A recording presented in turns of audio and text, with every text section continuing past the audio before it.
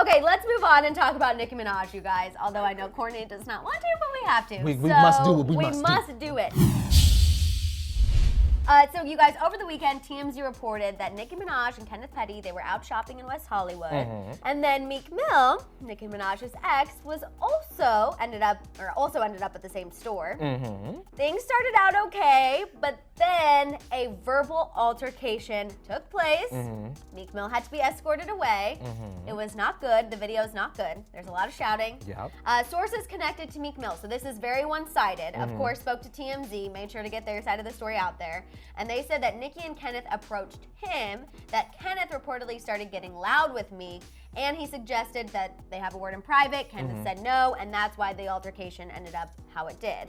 These sources say Meek was trying to keep things civil because, quote, he's just happy he's in a much better place personally and professionally than he was when he was back with Nicki and when they were dating. Now, remember that Madison just said that this was very one-sided, right? Yeah, this is one-sided because only Meek Mill's team has spoken to TMZ. Nicki's team has not come back and said, like, actually, we were fine, and Meek Mill came up to, like, and that's what I'm hearing. There's only one side out there. Every other blog that's not TMZ, which should tell y'all something, is saying that Meek approached Nicki and Kenneth Petty first. And the reason why, Madison, is because it is alleged speculation, not confirmation.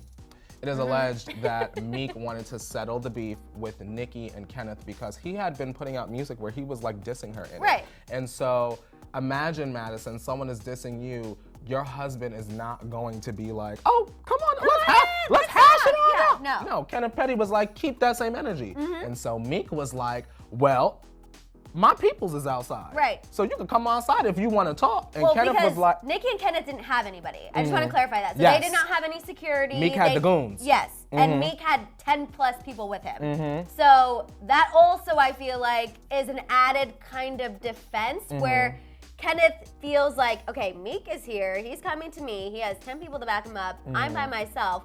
Automatically, it's not right, but automatically, you go into defense mode. You go into fight or flight, and if you have to fight, it is what it is. All while you're trying to buy some expensive fabrics. I know.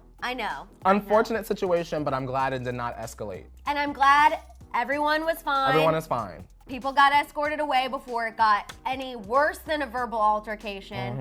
It will be interesting to see if Nicki does come out and defend herself and share their side of the story, or just someone from her team. I really hope that they do, just because with this one side out here, a lot of people take what TMZ says as the last word, so I hope that someone comes to bat for Nicki and just kind of clarifies or at least just puts their side of the story out there. I want Nicki to do Queen Radio and let us believe that she's gonna talk about it and then give us 3 hours of her not talking about it and drop a freestyle. That's what I want, because I feel like that could definitely happen. That's definitely out in the universe. I know. She could come back and talk to us about the Grammys and everything else, and then F Meek, and that's it.